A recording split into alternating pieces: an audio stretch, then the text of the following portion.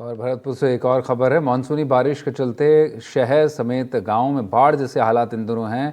मकानों में दरार पड़ गई, इसके चलते किसानों की फसलों को काफ़ी नुकसान झेलना पड़ रहा है। हालात यहाँ तक हैं कि लोगों के घरों में पानी जमा है और आवागमन और पलायन करने पर मजबूर होना पड़ रहा है लोगों को। इसी को लेकर हमारी रिपोर्ट।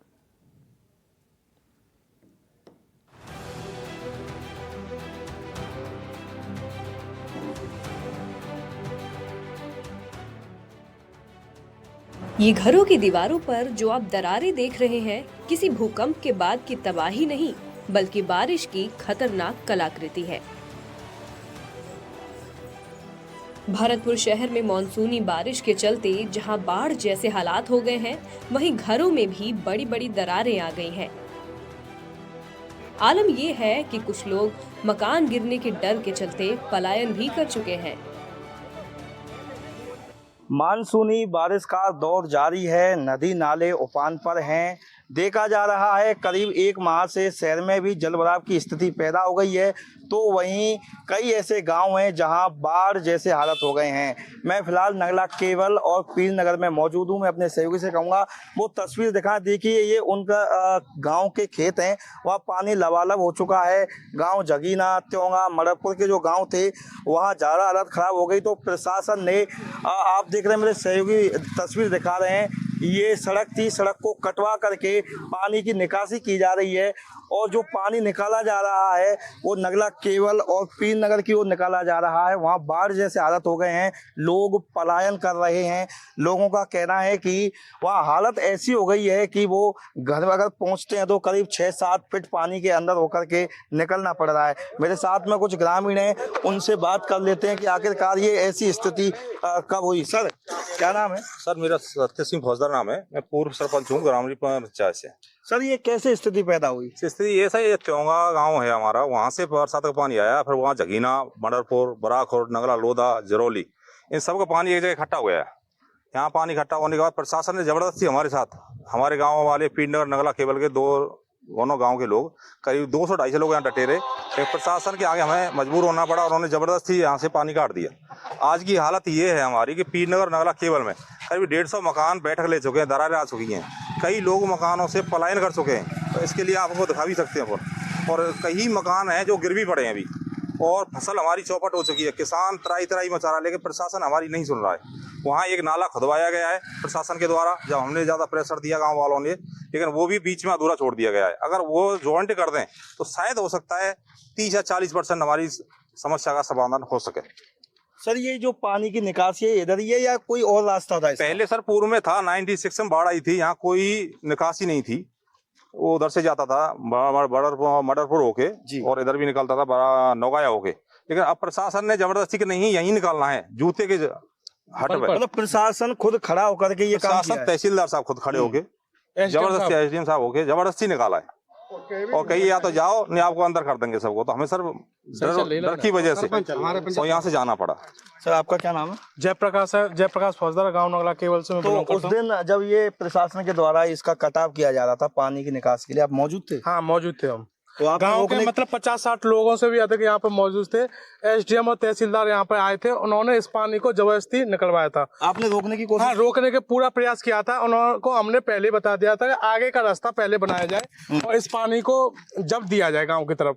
और गाँव में कम से कम 8-7 फुट से भी ऊपर पानी है और जहाँ में 150 से 200 मकान खराब हो रहे हैं, जर्जर हो रहे हैं मकान। और गाँव की स्थिति आप अंदर जाकर के देख सकते हैं किस तरीके की स्थिति है। बिल्कुल, देखिए स्थानीय निवासी इनका कहना है कि जहां पानी की निकासी के लिए कोई रास्ता नहीं है, लेकिन प्रशासन ने जबरदस्ती निकासी की जा रही है। और जो नगला केवल गांव है और पीर नगर जो गांव है, वहां की हालत ज़्यादा खराब हो रही है। हम खुद आपको उस गांव लेके चलते हैं। शहरों के साथ साथ गाँव में भी बारिश की वजह से जल भराव हो गया है, लेकिन जिला प्रशासन की मनमानी ने लोगों की परेशानियों में इजाफा कर दिया है। दरअसल जिला प्रशासन ने जबरदस्ती सड़क को काटकर गांव केवल और पीर नगर की ओर पानी छोड़ दिया है, जिससे अब गांव तालाब में तब्दील हो गए हैं।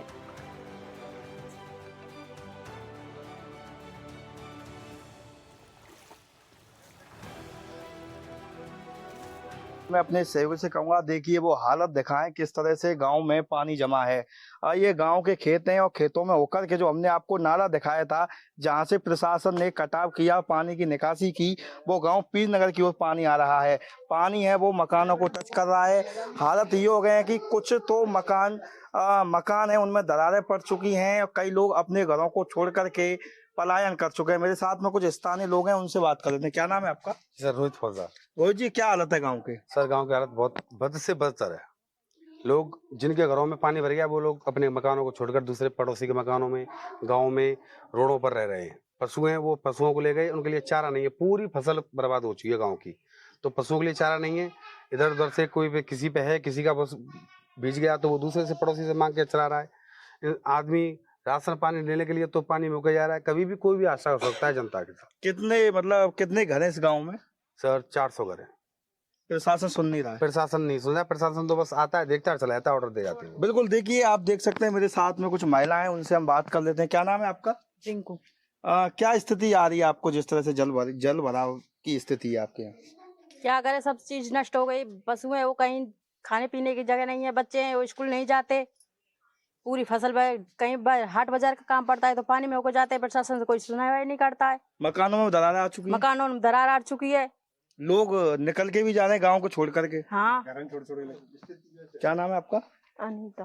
तो अनीता जी, क्या लग रहा है आपको? कोई सुन नहीं रहा है? कोई भी नहीं सुन रहा है। सब मकान घर चटक गए हैं, दीवार सब फटी पड़ी हुई हैं, कोई सुनाई नहीं करता है यहाँ की।